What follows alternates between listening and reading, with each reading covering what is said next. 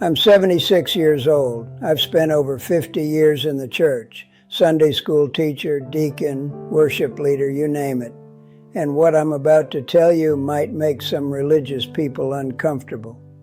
Because after a lifetime of faith, I discovered I had it backwards the whole time. I'm not here to attack anyone's beliefs. I still love God. I still pray every single day. But the way I understood faith for most of my life, it was wrong. And if you're anything like I was, chasing approval, keeping score of your good deeds, wondering why God feels distant even when you're doing everything right, then you need to hear this. Let me take you back to the beginning. I grew up in a small town in Ohio, church 3 times a week. Sunday morning, Sunday night, Wednesday prayer meeting. My parents were good people, devout people, and they raised me to fear God. And I mean fear. I learned early that God was watching, that He was keeping track, that every sin was a mark against my name, and I better work hard to make up for it. So that's what I did. I worked hard. By the time I was 22, I was teaching Sunday school. By 30, I was a deacon. I tithed exactly 10% of every paycheck. I volunteered for every church event. I read my Bible every morning, prayed every night, and made sure everyone knew I was a man of faith. And you know what? I was miserable. I didn't realize it then. I thought the emptiness I felt was just part of life. I thought the anxiety, the constant feeling that I wasn't doing enough, that was normal. That's what faith was supposed to feel like. Struggle, effort, trying harder. I remember my wife, Carol, asking me once, must have been around 1982, she said, "Do you actually enjoy going to church?" And I got defensive. I said, "That's not the point. We go because it's the right thing to do." She just looked at me and said, that sounds exhausting. She was right, but I didn't see it. For decades, I lived like faith was a transaction. I give God my obedience. He gives me His blessing. I do the right things. He protects my family. I follow the rules. I get into heaven. Simple math, except it's not math. And God isn't a vending machine. I learned this the hard way. In 2006, our son David was diagnosed with cancer. He was 34 years old, wife, 2 little kids, whole life ahead of him. And suddenly, he's in a hospital bed, doctors talking about survival rates. I prayed harder than I'd ever prayed in my life. I fasted, I begged, I made deals with God. I said, take me instead. I've lived my life, let Him have His. David died 7 months later, and something inside me broke. I couldn't understand it. I had done everything right. I had followed all the rules. I had served faithfully for decades. And this was my reward. Watching my son waste away while I held his hand and prayed prayers that felt like they hit the ceiling and fell back down. For the first time in my life, I was angry at God, really angry. I stopped going to church, stopped reading my Bible, stopped praying. Carol would find me sitting on the porch at 2 in the morning just staring at nothing. People from church came by trying to comfort me. They said things like, God has a plan. He's in a better place. Your faith will see you through. I wanted to scream at them because those words felt empty, hollow, like religious phrases people say because they don't know what else to say. One woman, someone I'd served with on the church board for 15 years, she came to the house about a month after the funeral. She sat in my living room and told me that maybe David's death was a test of my faith, that God was seeing if I would stay loyal. I looked at her and said, "Get out of my house." Carol had to apologize for me later, but I wasn't sorry. I'm still not, because that's not comfort. That's cruelty dressed up in religious language. I stayed in that dark place for almost 2 years. And then something happened that changed everything. I was at the cemetery visiting David's grave. It was February 2008, cold, gray, ugly day. I was just standing there, not praying, not talking, just standing. And an old man walked up next to me. He was visiting a grave nearby, his wife's, I found out later. We stood there in silence for a while. Then he said, "You look like a man who's wrestling with God."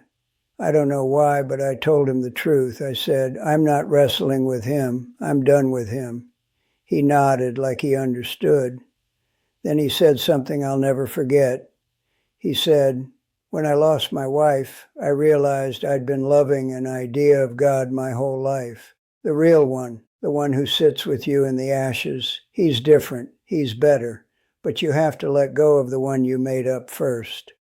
I didn't know what to say. He patted my shoulder and walked away. I never saw him again. But his words stayed with me. And slowly, over months, something started to shift. I realized I had built a God in my own image. A God who loved me because I performed well. A God who blessed me because I earned it. A God who was basically a cosmic scorekeeper, tallying my good deeds and bad deeds, deciding if I deserved good things. That's not God. That's a projection. That's religion without relationship. The God I started to discover, the one I'd been too busy performing for to actually know, he was nothing like that. Here's what I've learned in the 18 years since David died. First, faith isn't about getting God to do what you want. It's about trusting him when he doesn't. I prayed for David to be healed. He wasn't. Does that mean God failed me? I used to think so. Now I see it differently. God never promised me a life without suffering. He promised he'd be with me in it. And looking back, he was. Even when I couldn't feel him, even when I was cursing his name, he was there. I think about the book of Job sometimes. That man lost everything, his children, his health, his wealth. And his friends came and told him it must be his fault, that he must have done something wrong. But he hadn't. Sometimes suffering isn't punishment. Sometimes it's just suffering. And the only thing that gets you through is trusting that God is still good, even when your circumstances aren't. Second, God isn't impressed by your performance. All those years I spent trying to earn his approval, keeping track of my church attendance, my volunteer hours, my Bible reading streaks. None of that made God love me more. He already loved me completely. Before I did a single good thing, before I stepped foot in a church, before I even knew his name, that's grace. And I missed it for 50 years because I was too busy trying to earn what was already mine. I remember keeping a journal in my 40s where I tracked my spiritual habits. How many days I prayed, how many chapters I read, how many people I witnessed to. I thought I was being disciplined. Looking back, I was just keeping score, trying to prove to God and maybe to myself that I was good enough. But that's not how it works. You can't earn a gift. That's what makes it a gift. Third, doubt isn't the opposite of faith. Pretending is. Those years I was angry at God when I stopped praying, stopped attending church, I think I was closer to real faith than I'd ever been because I was finally honest. I wasn't performing anymore. I wasn't saying the right words while feeling the wrong things. I was just a broken man yelling at the sky. And somehow that was more authentic than 50 years of perfect attendance. The Psalms are full of people crying out to God in pain and confusion. David, the man after God's own heart, he wrote things like, "Why have you forsaken me? And how long will you hide your face from me?"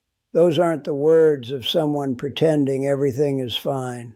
Those are the words of someone in real relationship, someone honest enough to bring their whole self to God, not just the polished parts. Fourth, God doesn't waste your pain. Losing David nearly destroyed me, but it also stripped away everything fake about my faith. All the performance, all the religion, all the pretending. It burned away like chaff. And what was left, what's left now, it's simpler, quieter, more real. I still miss my son every single day, but I've watched that grief become something else over time. It's made me gentler with people who are suffering, more patient with those who doubt, less interested in being right, and more interested in being present. A few years ago, a young man from our church lost his wife in a car accident. She was 29. He came to me because someone told him I'd lost a child. We sat on my back porch for 3 hours. I didn't quote scripture at him. I didn't tell him God had a plan. I just sat with him while he cried. And at the end he said, "Thank you for not trying to fix it. That's what pain taught me." Sometimes people don't need answers, they need presence. Fifth, and this is the big one, faith is about relationship, not religion. I spent most of my life doing religious things. But I didn't really know God. I knew about Him. I knew the rules, the doctrines, the proper behaviors. But knowing about someone and knowing them, those are two very different things. Carol and I have been married 53 years. If I only knew facts about her, her birthday, her favorite color, her daily schedule, but I never talked with her, never listened to her, never just sat in silence together. Would I really know her? Would we really have a marriage? That's what my faith was, a list of facts and behaviors, not a relationship. Now I talk to God like He's actually there, because He is. Not with fancy prayers, not with religious language, just honest conversation. Sometimes I thank Him, sometimes I ask for help. Sometimes I just say, I don't understand this, but I'm trusting You anyway. That's faith, not certainty, trust. Carol noticed the change before I did. About 5 years after David passed, she said to me, "You're different now, softer." I asked her if that was good or bad. She said, "It's good. You used to talk about God like He was your boss. Now you talk about Him like He's your friend." I'm 76 years old. Carol and I have less time ahead than behind us. We both know that. But these last 18 years since David passed, since my faith fell apart and rebuilt itself into something real, these have been the most peaceful years of my life. Not easy.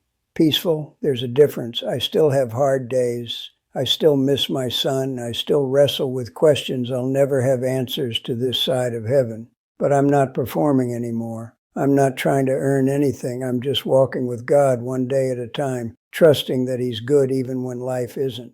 If you're watching this and you're exhausted from religious performance, if you feel like God is distant no matter how hard you try, if you're angry or doubting or just going through the motions, I want you to know something. That might be the beginning of real faith. Not the end, the beginning. God isn't afraid of your questions. He can handle your anger. He doesn't need your perfect attendance record. He wants you, the real you, the messy, doubting, struggling you. It took me half a century to see what was right in front of me. You don't have to wait that long. If any of this meant something to you, leave a comment. Tell me your story. I'd love to hear it. Subscribe if you want more conversations like this, and share this with someone who might need to hear it today. Life's too short to spend it performing for a God who just wants to know you.